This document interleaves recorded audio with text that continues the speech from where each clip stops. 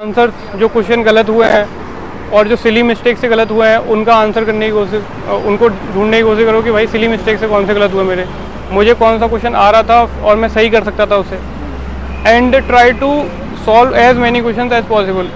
Like अगर तुम 70 question भी सही सॉल्व कर पा रहे हो तो 100 करो अटेम्प्ट। उस 30 में से देखो कि कितने और करेक्ट हो रहे हैं तुम्हारे अटेम्प्ट करने पे लॉजिकल रीजनिंग से। फिर वो धीमे धीमे सब चीज़ों को एनालाइज करोगे तो you will find out that your score is improving. और वही है कि उसको एनालाइज जब करो तो सॉल्यूशन ढूंढो पहले, फिर सॉल्यूशन के पीछे ये देखो कि यार क्या मेरे कॉन्सेप्ट गड़बड़ थे या फिर मुझे फैक्ट्स की कमी थी।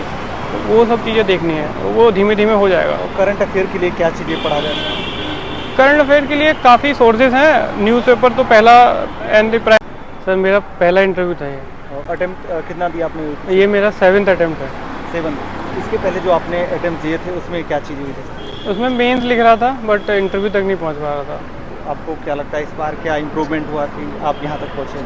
Answer writing, mainly answer writing पे फोकस करेंगे तो ही मेंस क्लियर होगा। तो दैट वाज इंटरव्यू की बात करें तो क्या क्वेश्चंस वगैरह पूछे गए, इसके बारे में थोड़ा बताइए। सो मेरा बैकग्राउंड बायोटेक से और फिजिक्स से है, तो most of the question was from biotech and physics and I am also in railway, so railway से भी कुछ क्वेश्चन थे। क्वेश्चंस वगैरह कुछ आपको याद हो तो उसके बारे में थोड़ा बताइए। रेलवेज़ का जो पैसेंजर्स का एक्सपीरियंस है उसके ऊपर पूछ रहे थे कि वो अभी इतना ख़राब क्यों है और कैसे इम्प्रूव होगा, लाइक दो। ऐसा कोई क्वेश्चन आपसे पूछा गया जिसके बारे में आपको थोड़ा बहुत आइडिया ना रहा हो, तो उसका आंसर आपने कैसे दिया था? तो मैंने मना कर दिया, जो मुझे बहुत एग्जैक्टली आइडिया नहीं था तो बोल दिया कि नहीं, अब थोड़ा मोड़ा आइडिया होने से नहीं होता ना, उसको पूरा जब तक क्लियर आइडिया नहीं हो तब तक आंसर नहीं देना चाहिए मेरे हिसाब से।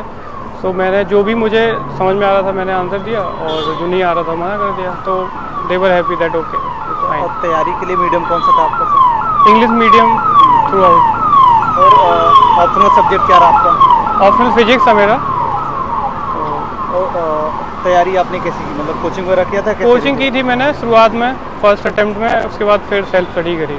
Self study. हाँ। तो बात करें अभी 2025 का प्रीलिम्स का एग्ज़ाम होने वाला है, तो उसके लिए क्या रणनीति फॉलो की जाए कि प्रीलिम्स का एग्ज़ाम आसानी से क्लियर किया जा सके? प्रीलिम्स के लिए प्रीवियस ईयर क्वेश्चंस बहुत इंपॉर्टेंट है, उसको जितना अच्छे से कर सकते हो करो। Like 3 times 4 times 5 times analyse करो, क्योंकि प्रीवियस ईयर क्वेश्चन से ही सॉल्व होगा। और करंट अफेयर के साथ साथ कोर सब्जेक्ट्स पे भी बहुत अच्छे से फोकस करना है। लाइक 4-5 कोर सब्जेक्ट जो हैं उसको पढ़ो, NCERTs पढ़ो, then prelims will be like हो जाएगा। जैसे आपने बताया PYQ, तो PYQ अगर हम लगा रहे हैं तो किस प्रकार से उसको देखना चाहिए, किस प्रकार से एनालाइज करना चाहिए कि इम्प्रूवमेंट धीरे धीरे होता जाए?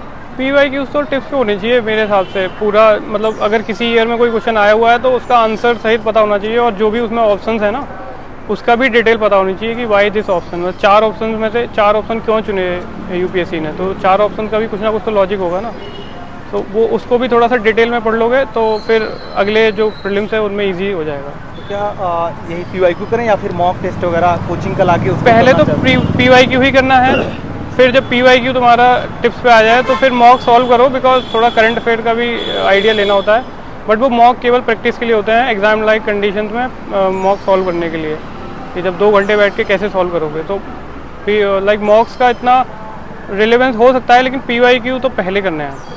और बात करें CSET की, तो CSET क्योंकि 1-2 साल से देखा जाए तो काफ़ी सारे कैंडिडेट्स को इसमें प्रॉब्लम होती थी, तो CSET के लिए क्या करना चाहिए? CSET का सबसे बेसिक है कि प्रैक्टिस करते रहो। जो भी एरिया तुम्हारा कमज़ोर है, लाइक मैथ्स कमज़ोर है तो मैथ्स की प्रैक्टिस करो, और उसको लास्ट टाइम के लिए मत छोड़ो, क्योंकि अभी तो जो भी मैथ्स के बैकग्राउंड के बच्चे हो कभी CSET नहीं क्लियर हो रहा है, तो करना ही उसको पहले दिन से 1-2 सेट लगाते रहो, प्रीवियस ईयर क्वेश्चन लगाओ, और जो भी नॉर्मल मैथ्स के फॉर्मूलेज वगैरह हैं उनको रिवाइज करते रहो। तो सर कई बार क्या होता है, चाहे PYQ लगा रहे हैं या फिर किसी कोचिंग का टेस्ट सीरीज लगा रहे हैं, तो क्या होता है हम एग्ज़ाम के तरीके वहाँ पर बैठ के सॉल्व नहीं कर पाते, कई बार जल्दबाजी होती है, वहाँ जल्दबाजी करते हैं। तो टाइम मैनेज करना वहाँ पे जब टेस्ट सीरीज लगा रहे हो, या फिर अपने आप को मतलब कंट्रोल करना कि मतलब एग्ज़ाम जैसे माहौल में डाल के उसके बाद उसको लगाना, कैसे करें?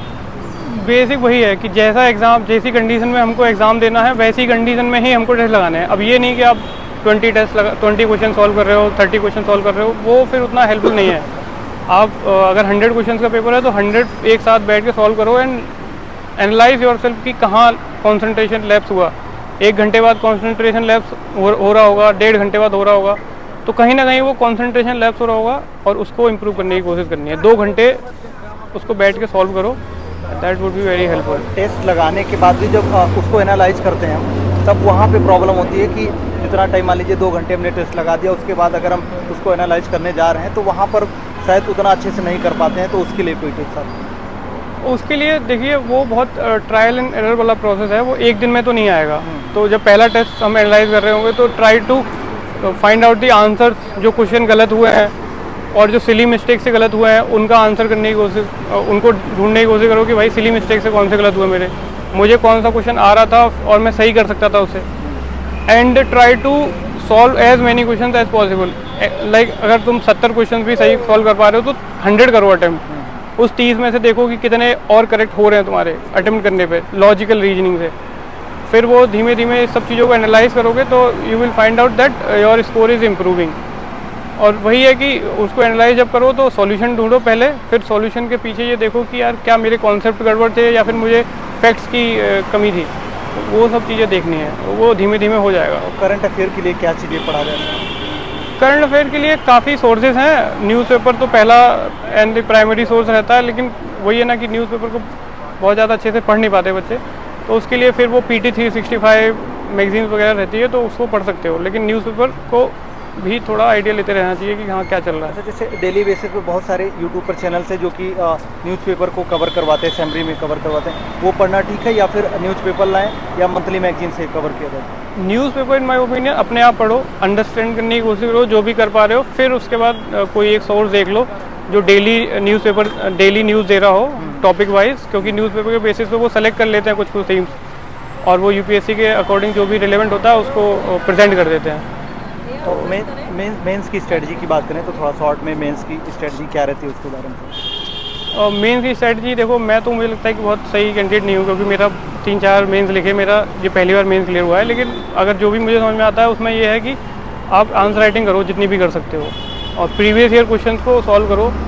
वही लगभग 70% 60% कंटेंट वही रहेगा आंसर देने में। अच्छा सर, जैसे कई बार क्या होता है, मान लीजिए कई अटेम्प्ट दे रहे हैं तो वहाँ मान लीजिए नहीं हो रहा है, प्रीलिम्स मेंस या फिर इंटरव्यू में डिमोटिवेशन वाला फेज आता है, तो अपने आप को कैसे मोटिवेट करें कि मतलब अगले अटेम्प्ट देने हैं और इंटरव्यू तक जाना है, क्वालिफाई करना है? और ये तो पर्सनल चॉइस है मेरे हिसाब से। बाकी हॉबीज डेवलप कर सकते हैं कि जो भी हॉबीज़ है तुम्हारी वो तुमको हेल्प करेगी इस प्रोसेस में मेंटली स्ट्रॉन्ग रहने में।